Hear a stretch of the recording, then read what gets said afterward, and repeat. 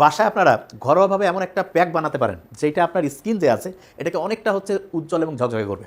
তো এটা খুবই ইজি ওয়েতে বানানো যায়। তো এইটার মধ্যে যে উপাদানগুলো আছে সেই উপাদানগুলো শরীরের যে এই স্কিনের যে তিনটে স্তর আছে, একটা হচ্ছে এপিডার্মিস, মাঝখানে হচ্ছে ডার্মিস, তার নিচে যেটা আছে হাইপোডার্মিস।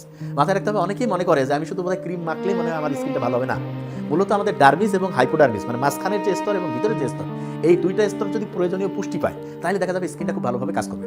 তো প্রথম যে জিনিসটা মাথায় রাখতে হবে সেটা হলো আমরা যেই খাবারগুলো খাই সেইটা যাতে আমাদের মাঝখানের যে স্কিনের স্তর এবং তার ভিতরের যে স্তর এইটার জন্য যাতে পুষ্টি ঠিকভাবে দিতে পারে।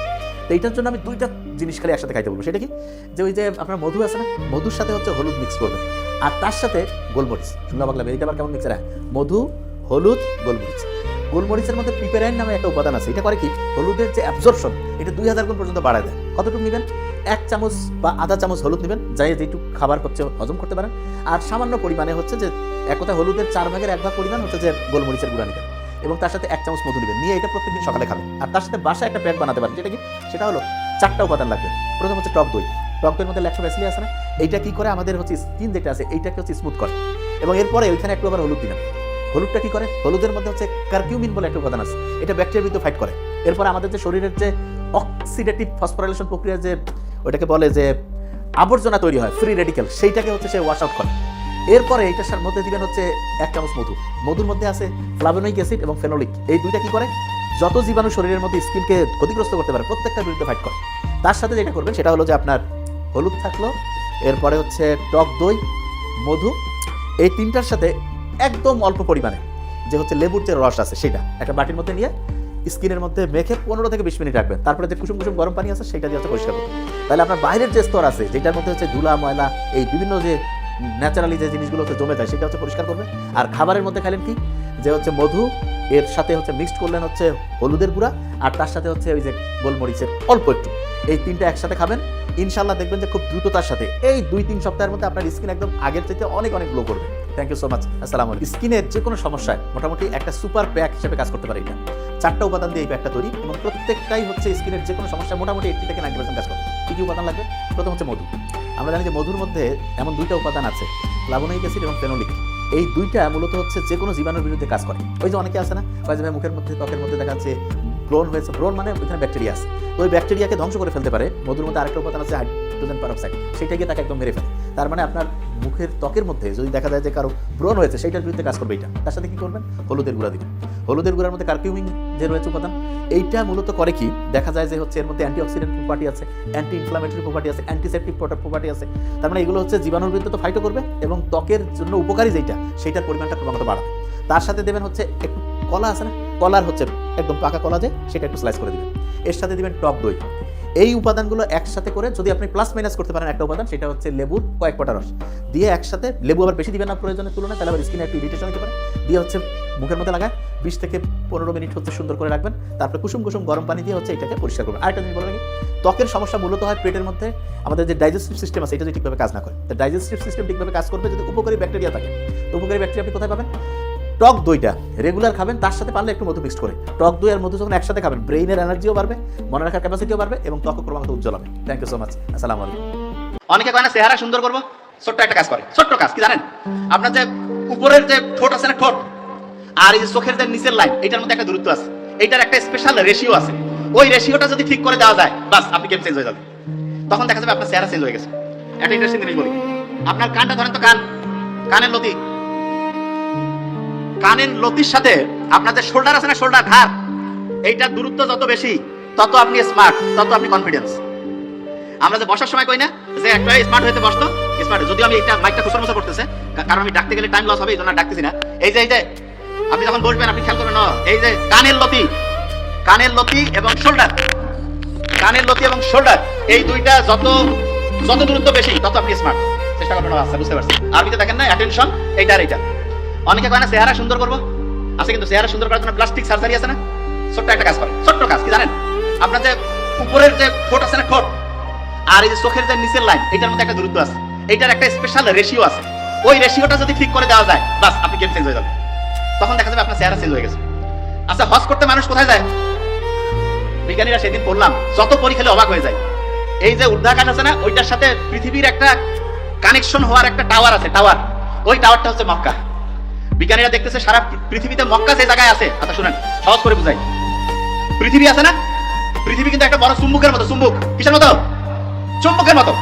একটা চুম্বককে যেদিকেই রাখেন উত্তর দক্ষিণ হবে, এরকম পৃথিবীর উত্তরের সাথে চুম্বকের দক্ষিণ, পৃথিবীর দক্ষিণের সাথে চুম্বকের উত্তর, এটার একটা হিসাব আছে। মক্কা শরীফে চুম্বকের যে বিচ্যুতি এটা একদম জিরো। মক্কা শরীফে আল্লাহর একটা চোজ করে, আল্লাহর যে একটা স্পেশাল পছন্দের জায়গা, সেটা বিজ্ঞানীরা এখন দেখতেছে যে মক্কা। আচ্ছা মক্কা শরীফে যারা হজ করছে কয় না খুব ভালো লাগে? এখন না কেন ভালো লাগে না?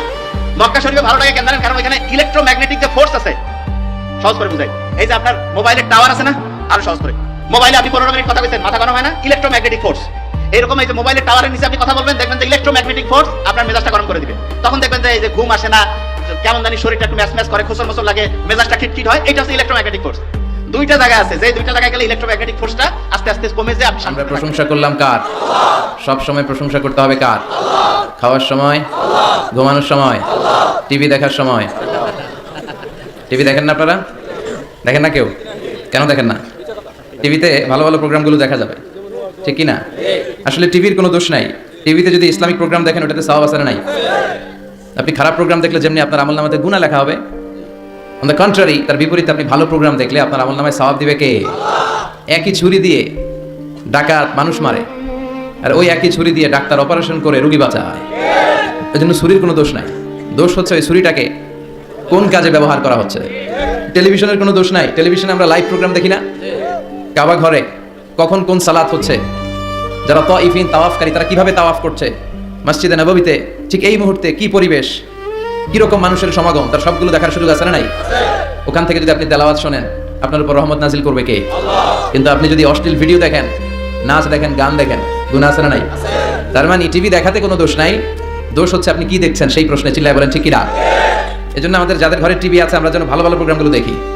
ডিশ লাইন আছে না অনেকের, মনিটরিং করতে হবে। যারা ডিশের ব্যবসা করে এদেরকে বলে দিতে হবে যে সব চ্যানেল আমি দেখতে চাই না, সব চ্যানেল আমি দেখতে চাই না।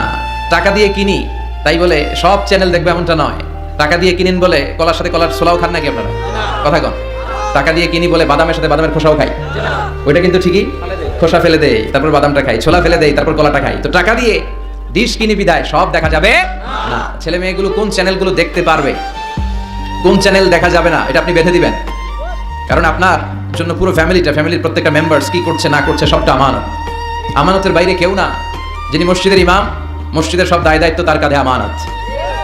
যিনি ঘরের ইমাম, আর রিজালু কাওয়ামুনা আলান নিসা, একটা ঘরের লিডারশিপ দিবে পুরুষেরা, বাবা, ওই বাবার কাঁধে ঘরের প্রত্যেকটা ফ্যামিলি মেম্বার্স হচ্ছে আমানত। এলাকার যিনি চেয়ারম্যান, তার পুরো ইউনিয়ন পরিষদ তার কাঁধে আমানত। যিনি member of the parliament, MP, এই পুরো নির্বাচনী আসনে যা যা দায় দায়িত্ব আছে তার কাঁধে আমানত। যিনি মন্ত্রী, তার মন্ত্রণালয়ের সবকিছু তার কাঁধে আমানত। যিনি প্রধানমন্ত্রী, এই 56,000 বর্গ মাইলের প্রতিটা ইঞ্চি তার কাঁধে আমানত। এটা একটা ব্যাপক বিষয়। এজন্য আপনার ছেলে কোন পথে চলে, কার সাথে মিশে, টিভিতে কোন চ্যানেলটা দেখে, এই ব্যাপারে কিয়ামতের দিন আপনারা জিজ্ঞেস করবে কে? কুল্লুকুম রাঈন ওয়া কুল্লুকুম মাসউলুন আন রাইয়াতি। তোমরা প্রত্যেকে দায়িত্বশীল, আর প্রত্যেকের দায়িত্বের ব্যাপারে জিজ্ঞেস করবে কে?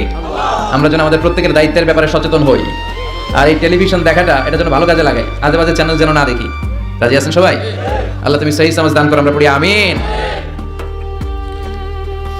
দক্ষিণ রামপুর, কুমিল্লা সদর দক্ষিণ, আজকের এই তাফসীরুল কোরআনের প্রোগ্রাম।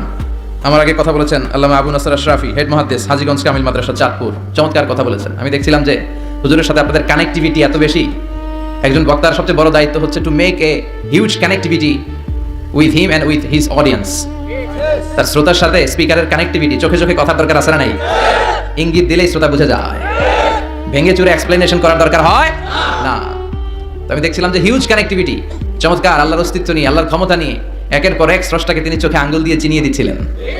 বিশ্বনবীও এমন ভাবে আল্লাহর কাছে চাইতেন আর বলতেন, আল্লাহুম্মা ইন্নী আবদুক ওয়া ইবনু আবদিক নাসিয়াতি বিয়াদিক। আল্লাহ আমি আপনার গোলাম, গোলামের ঘরের গোলাম, বান্দির ঘরের গোলাম, আমার 14 গোষ্ঠী আপনার গোলাম, আমরা গোলাম গোষ্ঠীর। নাসিয়াতি বিয়াদিক, আল্লাহ আমার মাথার চুলের ঝুঁটি আপনার হাতের মুঠোয়, আপনি যেখানে টান দিবেন ওদিকে আমি যেতে বাধ্য, আমার নিজের কোনো ইচ্ছা না, সব ইচ্ছার মালিক কে? ফাআলুল লিমা ইউরিদ, তিনি যা ইচ্ছা তাই করতে পারেন। তিনি পাহাড়কে দরিয়া করতে পারেন, দরিয়াকে পাহাড় করতে পারেন, ধনীরে গরিব বানাতে পারেন, গরিবরে ধনী করে দিতে পারেন, ক্ষমতাসীনরে ক্ষমতা চেয়ার থেকে লাথি দিয়ে নামায় দিতে পারেন। আবার যারা মাজলুম, যারা নির্যাতিত, তাদেরকেও ক্ষমতার চেয়ারে বসায় দিতে পারে। এজন্য কেউ যেটা পারে না, পারে কে? মহতারাম আল্লামা আবু নাসর আশরাফি ভাই যে কথাগুলো কোরআন সুন্নাহর আলোকে আমরা আমাদের কাছে তিনি পেশ করেছেন, আমরা যেন আমল করতে পারি এবং তার আলোকে যেন আমাদের জীবনটা আলোকিত করতে পারি। আল্লাহ তুমি তৌফিক দাও। কথা বলেছেন হযরত মাওলানা শাখায়াত বিন তাহের, খতিব বাইতুন নূর জামি মসজিদ জাউতলা। আজকের প্রোগ্রামের প্রধান অতিথি জনাব আব্দুল হাই বাবলু, ভাইস চেয়ারম্যান কুমিল্লা সদর দক্ষিণ উপজেলা পরিষদ। বাবলু ভাই আসছিল না? মাশাআল্লাহ। বিশেষ অতিথি জনাব হাজী আবুল কালাম আজাদ সোহাগ ভাই, চেয়ারম্যান 2 নং চৌয়ারা আসছে। সভাপতি হযরত মাওলানা ইউনুস সাহেব, খতিব দক্ষিণ রামপুর মধ্যমপাড়া জামি মসজিদ এসেছেন সভাপতি। মাশাআল্লাহ তাবারাকাল্লাহ। আজকে 21শে ফেব্রুয়ারি বৃহস্পতিবার বিশ্বনবী রোজা রাখতেন। সোমবার আর বৃহস্পতিবার আপনারা রাখেন তো? সুযোগ হলে রাখবেন। সোমবার বৃহস্পতিবার রোজা রাখা সুন্নাহ, আমরা যেন সুন্নাহর উপরে থাকতে পারি। 21শে ফেব্রুয়ারি অত্যন্ত আমাদের জাতীয় জীবনে গুরুত্বপূর্ণ একটা দিন।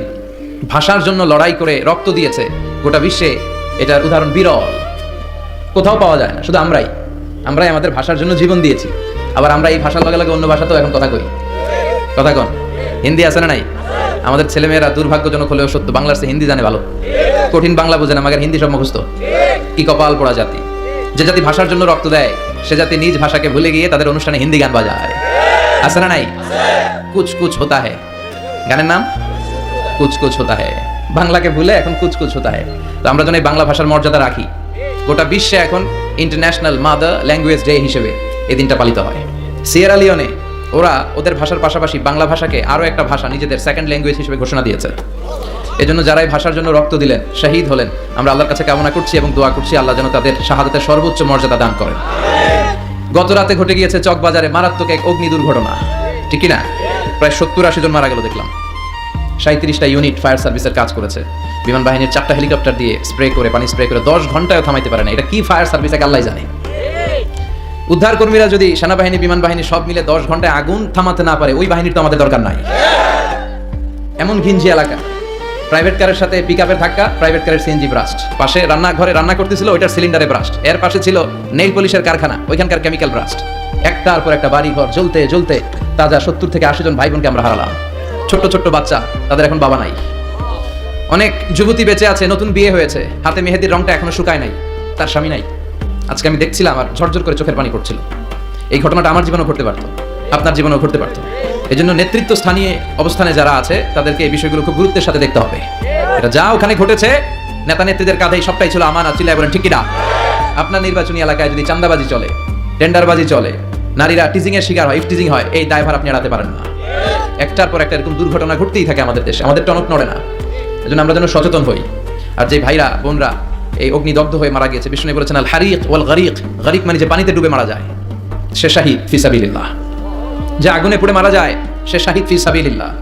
আমরা 70-80 জনের কথা শুনেছি হসপিটালের বার্ন ইউনিটে, এখন অনেকে মৃত্যুর সাথে পাঞ্জা লড়ছে। কি কঠিন অবস্থা, কি ভয়ঙ্কর অবস্থা। শুনবেন যে এদের মধ্যে থেকে 10-20 জন নাই, যারাই এই দুর্ঘটনায় ইন্তেকাল করলো, আল্লাহ তুমি তাদেরকে মাফ করে দাও। তাদের পরিবারবর্গকে ধৈর্য ধারণ করার তৌফিক দান করো। তাদের সবাইকে শাহিদ হিসেবে তুমি কবুল করো। সম্মানিত শুধু আমরা এই তাফসীর প্রোগ্রামে যে বইটা থেকে কথা শুনি, চিল্লায় বলেন তো বইটার নাম কি? আমরা সরাসরি কোরআন থেকে কথা শুনবো, তার আগে আল্লাহর নামের 3টা তাকবীর করব। আল্লাহ বলেন ওয়া রাব্বাকা ফাকাব্বির, glorify the name of your lord. তোমার রবের নামের বড়ত্বের ঘোষণা দাও। আমার সাথে সাথে আওয়াজ করে সবাই পড়বেন আল্লাহু আকবার, আল্লাহু আকবার, আল্লাহু আকবার। আল্লাহ আমাদের তাকবীরগুলোকে তুমি কবুল করো। আমিন।